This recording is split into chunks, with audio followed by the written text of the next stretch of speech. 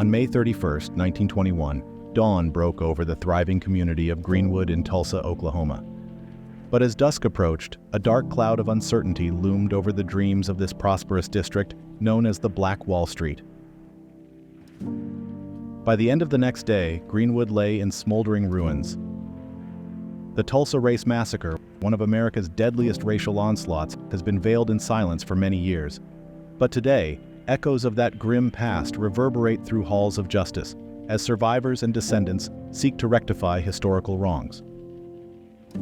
Stay tuned for a dive deep into their story and their fight for reparations.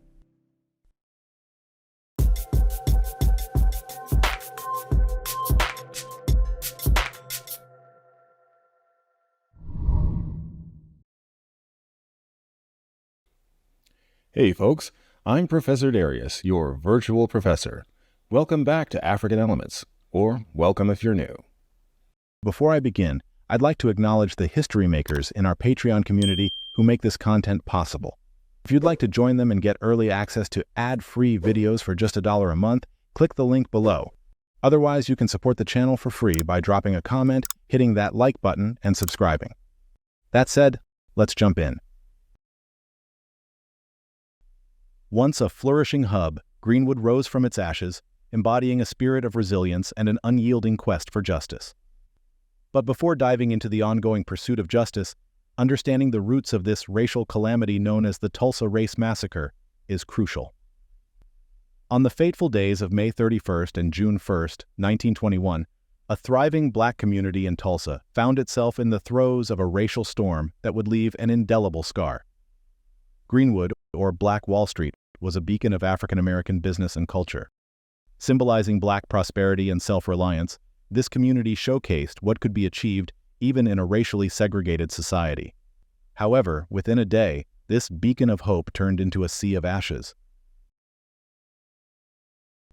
A rumored encounter in an elevator between a young black man, Dick Rowland, and a young white woman, Sarah Page, ignited the fuse of racial tension that exploded into a devastating massacre. As word spread, a white mob wreaked havoc on Greenwood, leaving a trail of destruction in its wake. The skies darkened with smoke as the mob razed homes and businesses to the ground. It's estimated that up to 300 black residents were murdered, thousands were displaced, and a vibrant community was obliterated.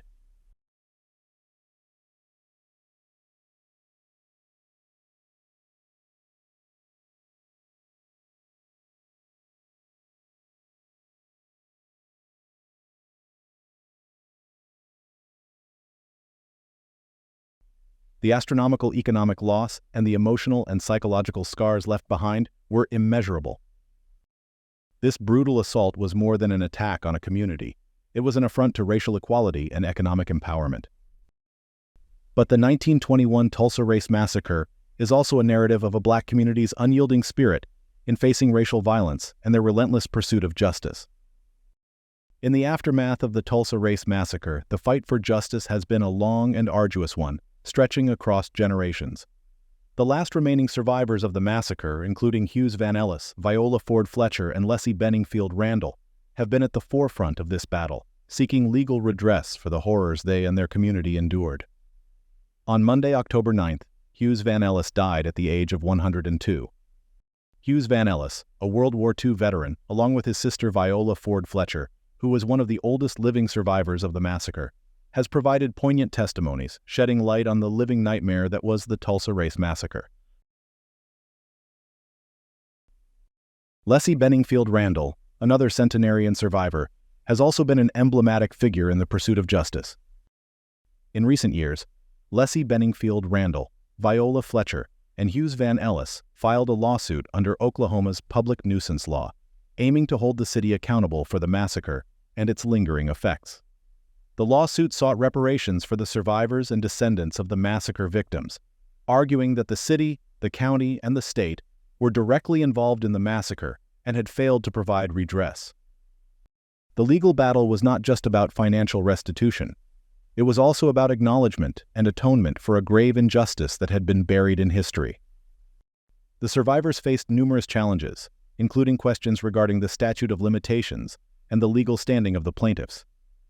On July 9, 2023, an Oklahoma judge dismissed the lawsuit, casting a shadow over the reparations efforts by the survivors and descendants of the massacre victims.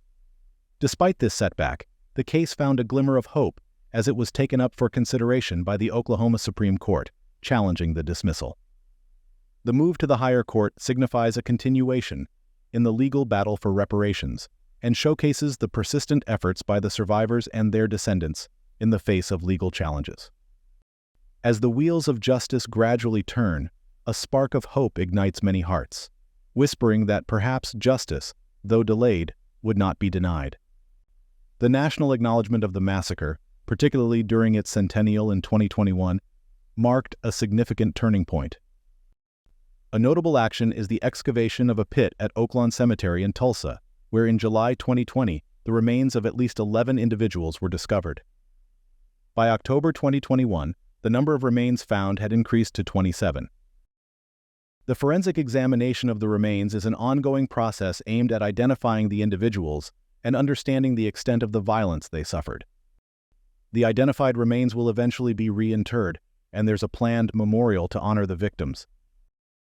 The forensic team is also working closely with descendants and the community to share findings and gather more information.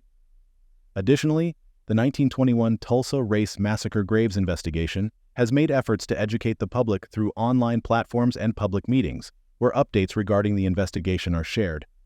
However, the process of identifying the remains and connecting them to descendants has been challenging due to the lack of historical records, as many documents were either destroyed during the massacre or lost over time. There's a concerted effort to engage with the community and descendants to gather oral histories and any other information that could aid in the identification process.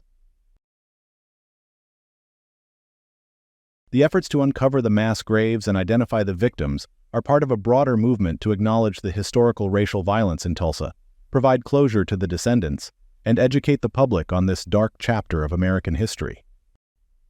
With the spotlight on Tulsa, the two remaining survivors have advanced the nation's journey towards reconciling with its past, fostering a future where justice and equality are not mere ideals, but realities for all.